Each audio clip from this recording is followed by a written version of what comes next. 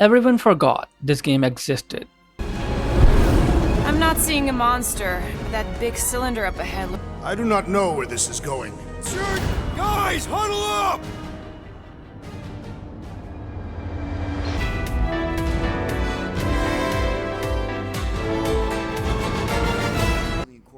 A narrative that straight up outclasses its Hollywood counterparts.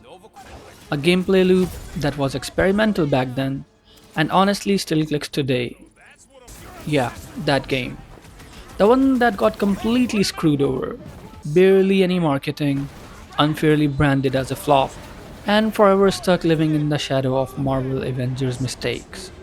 Like it was guilty by association. I still remember playing this back in 2022. It left a mark on me, and while most of the world just scrolled past it, it quietly walked away with the Best Narrative Design Award that year. So it wasn't just me, that was a real validation for everyone who actually gave this game a shot. And recently I went back, not just to replay it, to actually break it down, to figure out exactly what it nailed, where it stumbled, and honestly, the bigger question: why no other studio has touched this design arc ever since? Listen closely. Alright, let's do this! Okay, so first, let's talk about why this game is honestly a masterclass in systematic design. Because if you're writing it off as just another licensed shooter, I get you why.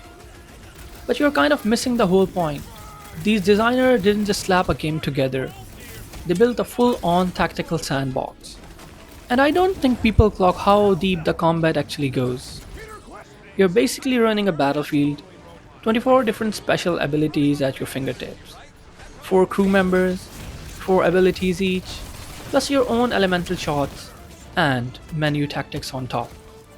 Now yeah, if you want to, you can just spam your way through the fights, and get away with it. But that's kind of the beauty of it. You don't have to. You can play methodical, chain stuff together, or just go nuts and burn cooldowns. Either way, fights never really feel the same twice.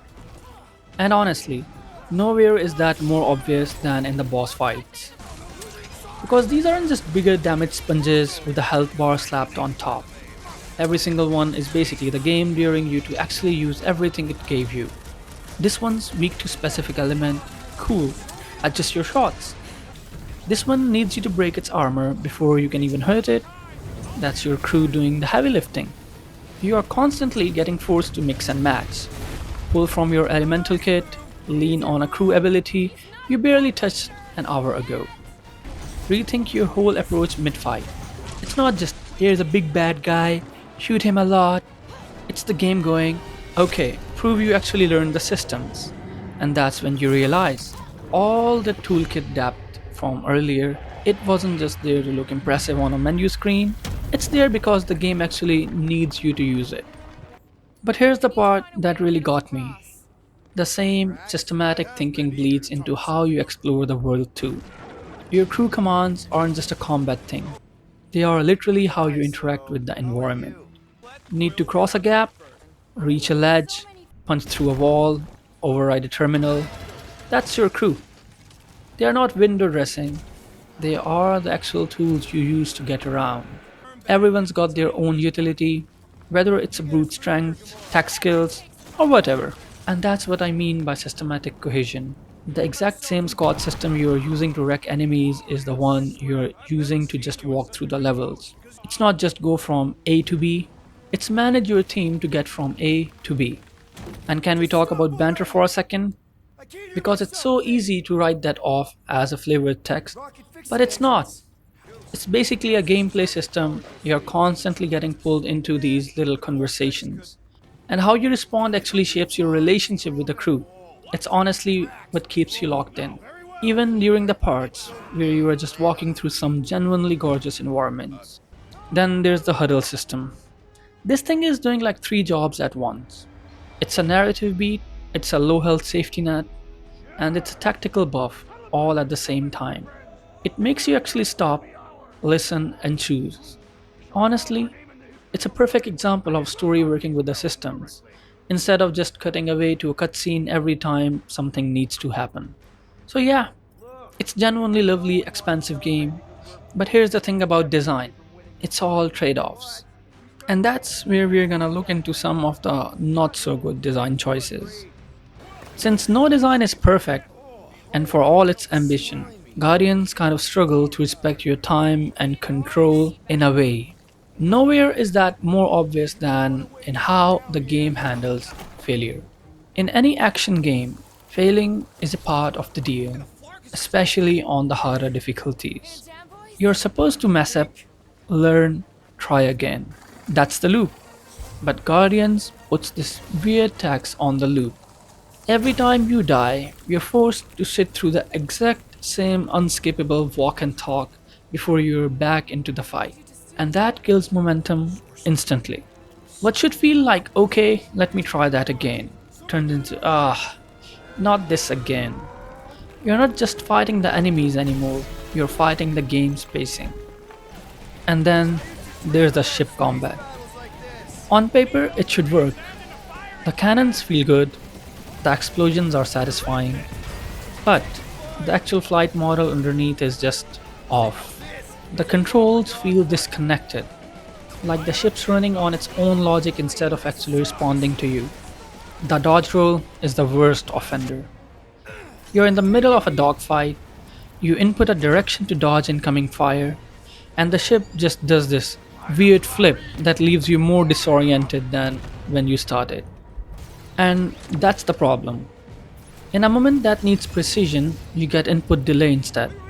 What should feel like an adrenaline rush turns into fighting the controls. You want to fly well? The game just doesn't let you.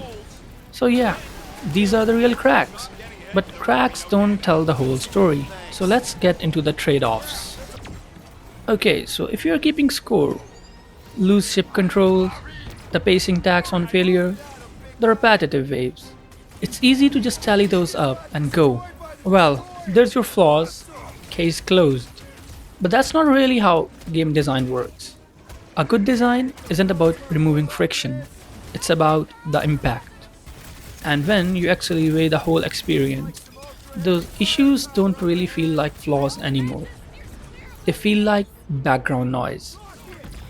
Because here's the thing, when Guardians is firing on all cylinders, it hits hard enough to carry the entire game on its own. When the banter lands exactly right, when you're juggling your crew and your elements, and it all just clicks. When a huddle moment sneaks up on you and actually gets you. Or when the world just opens up, and you have to stop and stare at it.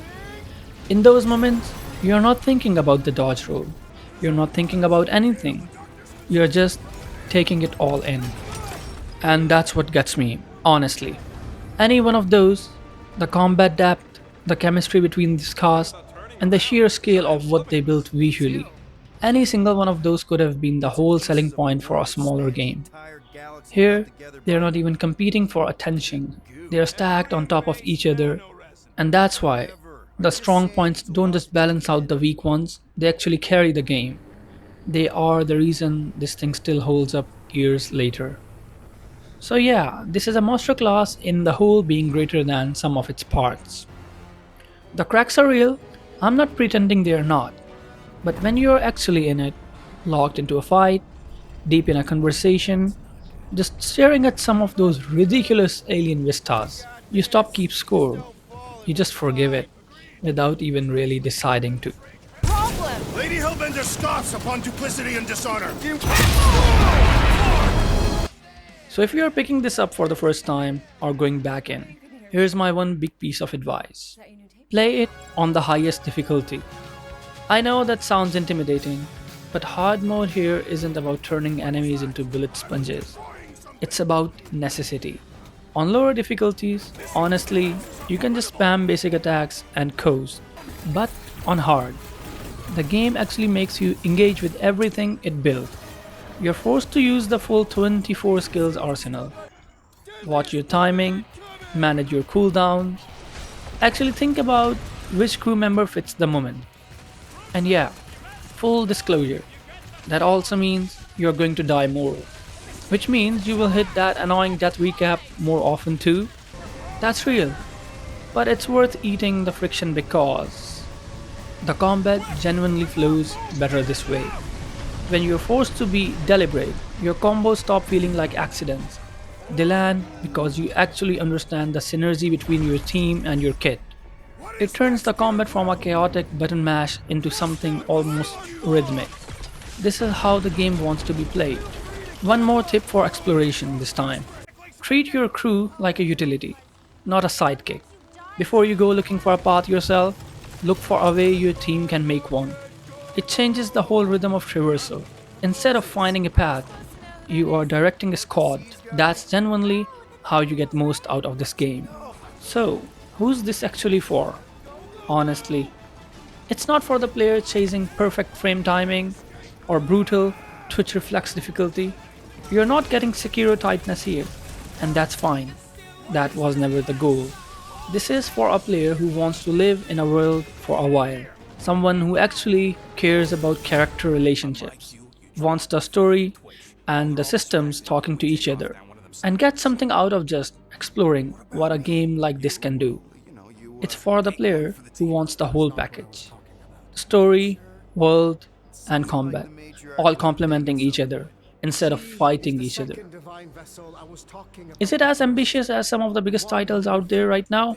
Maybe not, but it's got vision, a clear one, a genuinely human one, and in an industry that plays it safe way too often. This game is a proof of what happens when a team just decides to do something a little different. At the end of the day, it's not just a game about a team, it's a game that makes you lead one. And I think it's about time this one got the credit it actually earned. Thanks for watching.